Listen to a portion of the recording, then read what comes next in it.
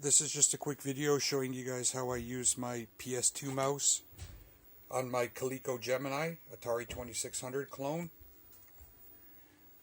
So the mouse works just the same as the joystick on my menu program here with the Uno cart.